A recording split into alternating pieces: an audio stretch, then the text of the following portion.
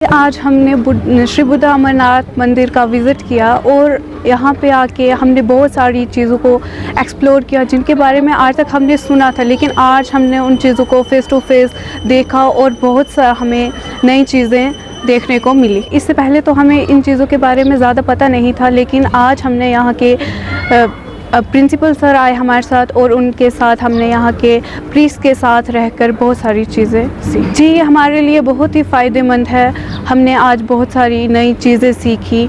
तो हमने एक मीन्स जो बुक से हम पढ़ते हैं, हम उन चीज़ों को कुछ ही टाइम के लिए अपने माइंड में रख सकते हैं, लेकिन जो चीज़ हमने फ़ेस टू फेस एक्सपीरियंस की वो चीज़ हमारे लिए लॉन्ग लास्टिंग रहे। हमारा यही कहना है कि इन फ्यूचर हमें और भी बहुत सारी डेस्टिनेशंस पे लिया जाए, जैसे कि नगाली साहब हो गए, लोरन हो गया। आज हम यहाँ पे मंदिर में आए, आज से पहले जिस हिस्ट्री के बारे में हमें नहीं पता था, आज यहाँ पर आके हमें उस हिस्ट्री के बारे में पता चला है।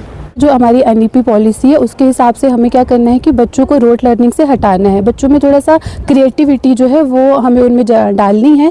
तो इसी के तहत जो है हमारा SCERT की तरफ से एक प्रोजेक्ट आया था, from text book to train. उसका ये था कि हम बच्चों को क्लासरूम के बियॉन्ड लेके जाएँ और उनको जो है अपनी लोकल हिस्ट्री जो है मोस्टली नेगलेक्ट हो जाती है, क्योंकि हम बुक्स में जो है बाकी वर्ल्ड हिस्ट्री पढ़ लेते हैं, हम इंडियन हिस्ट्री बाकी पढ़ लेते हैं, हमारी लोकल हिस्ट्री जो होती है काफ़ी हद तक नेगलेक्ट होती है।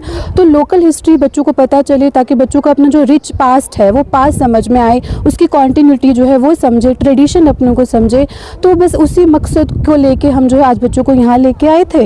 और एक और मकसद ये भी था कि हिस्ट्री को जो मोस्टली बच्चे बोलते हैं कि मैम ये बोरिंग सब्जेक्ट है, इंटरेस्ट नहीं आ रहा है। तो एक बार मेरे को भी ध्यान में आया कि उसको इंटरेस्टिंग कैसे बनाया जाए।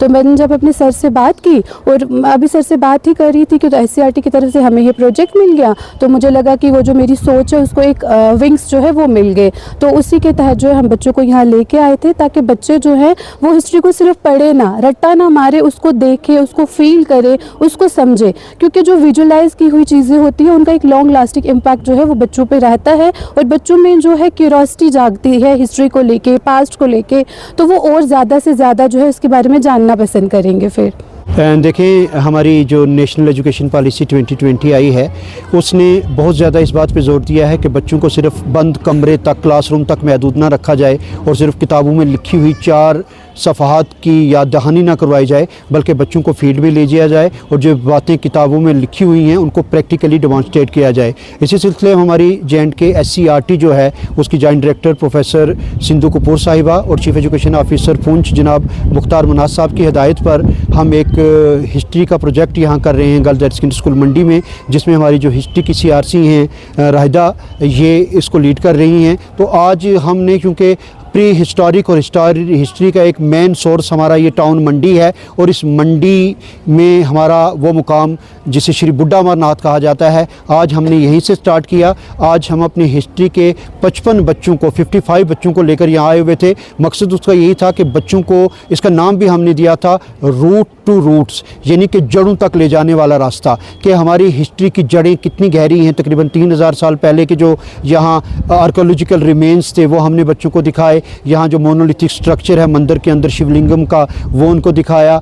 बाकी सारी बातें इनके साथ हुई। हमने रिक्वेस्ट की हुई थी जो श्री बुड्ढा अमरनाथ के यहाँ जो हेड प्रीस्ट हैं, पुजारी जी हैं, वो हमारे साथ रहे, वो हमें गाइड करते रहे। तो पर्पज़ यही था कि बच्चों को अपनी हिस्ट्री से जोड़ा जाए, अपनी जड़ों से जोड़ा जाए और उनको ताकि ये पता लगे कि हमारा कल्चरल, सोशल, इकोनॉमिक बैकड्रॉप क्या है, किस कल्चर में हम लोग पढ़े बड़े हैं, ताकि जो चीज़ वो किताबों में पढ़ते हैं उसको अपनी अमली ज़िंदगी में भी वो देख सकें। NEP ने ही इस बात पे जोर दिया कि मल्टी सेंसरी लर्निंग होनी चाहिए।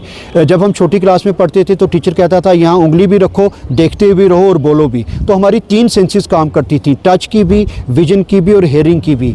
तो हम बोलते थे तो 4 हो जाती थी। तो यहाँ जब हम फील्ड में लेके आते हैं तो मल्टी सेंसरी लर्निंग होती है। बच्चा उस चीज़ को देखता भी है, उससे छूता भी है, उस पर सवाल भी करता है, उस पर पूछता भी है, उस पर सुनता भी है, उसको महसूस भी करता है। तो जब हम इस तरीके के एक्सपोजर्स होते हैं तो बच्चा अपने आप को उस माहौल में ले जाता है। जहाँ हम वर्णन कर रहे थे कि कैसे महर्षि पुलस्त यहाँ पूजा करते थे, यहाँ से वो गए, या जब हम बात कर रहे थे कि कैसे रानी चंद्रिका लोरन से यहाँ आई और बूढ़े साधु के रूप में यहाँ मिले, या कैसे एक वाहिद पत्थर को तराश कर उसमें से 4 दरवाजे बनाए गए, तो बच्चा अपने आप को आज से 3000 साल पहले फील कर रहा था, हाँ ऐसा हुआ होगा, वो यहाँ से आ रही होंगी, यहाँ उन्होंने पानी पिया होगा, यहाँ बैठ के वो पत्थर से बनाया होगा। तो ये सारी चीज़ें यकीनन बच्चे की लर्निंग को इन्हेंस करती हैं, और सुनी हुई चीज़ जो है वो हम 80% उसका 24 घंटे में भूल जाते हैं, लेकिन देखी हुई और की हुई चीज़ हमें तादेर याद भी रहती है और समझ भी आती है। तो इसी मकसद के तहत ये जो मल्टी सेंसरी लर्निंग की नीयत से हम बच्चों को यहाँ लेके आए थे। ये सिलसिला आगे भी चलेगा,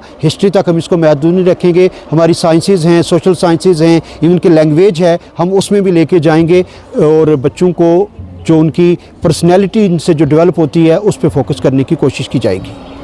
अगर आप हमारे चैनल पर नए हैं तो हमारे चैनल द उर्दू टाइम को सब्सक्राइब करना ना भूलें, और मजीद ऐसी ताज़ा तरीन खबरों को देखने के लिए बेल आइकन को ऑल पर सेट कर लें, ताकि आने वाली तमाम तर खबरों की नोटिफिकेशन आप तक पहुंचती रहे।